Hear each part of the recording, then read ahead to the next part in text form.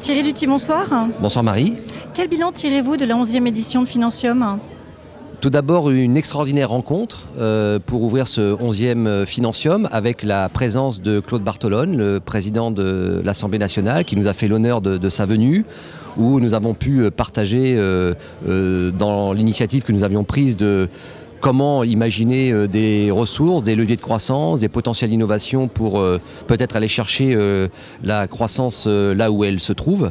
Donc Monsieur Claude Bartolone qui nous a honoré de sa présence et nous a brossé aussi une trajectoire de ce qu'il représente, c'est-à-dire le monde de la décision au travers de son rôle de président de l'Assemblée nationale pour accompagner le développement de nos sociétés, de nos entreprises dans un monde de complexité et d'exigence peut-être plus exacerbée depuis quelques années avec la crise notamment de 2008-2009 qui de temps en temps ressurgit dans une volonté aussi de pouvoir avoir un regard très positif sur ces potentiels dont dispose l'État, dont disposent les entreprises.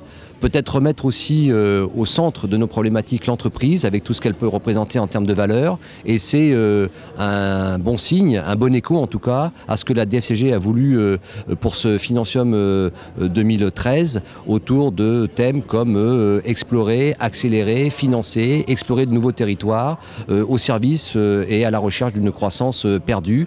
C'est en tout cas le vœu de positivisme que nous avons souhaité avoir pour cette édition dans un environnement où c'est vrai, peut-être sur le plan culturel, un monde, un environnement souverain, national, qui est plutôt à se poser un certain nombre de questions alors qu'elles n'ont peut-être pas lieu d'exister. Donc un Financium qui est, je le rappelle, le congrès organisé par la profession des directions financières dans une approche de partage, d'échange d'expériences au service des professions, sans assez peu, il est vrai, d'approche mercantile comme peuvent avoir d'autres événements sur la place. Donc c'est vraiment un moment d'exception que nous offrons non seulement aux membres de la DFCG, plus de 3200 membres en France, mais aussi à l'ensemble des acteurs économiques qui comptent. Nous avons aussi accueilli Madame Rabault, députée, nous avons accueilli des grands dirigeants d'entreprise, Monsieur De Castres, nous avons accueilli François de Closet, j'en oublie et pardonnez-moi pour ceux que j'oublie, mais en tout cas des acteurs qui comptent dans l'environnement économique et que nous proposons au niveau de la DFCG en termes de rencontres avec les dirigeants finance et gestion. Il me semble que 2014 est une année spéciale pour la DFCG. Oui Marie, vous avez raison d'insister sur ce point.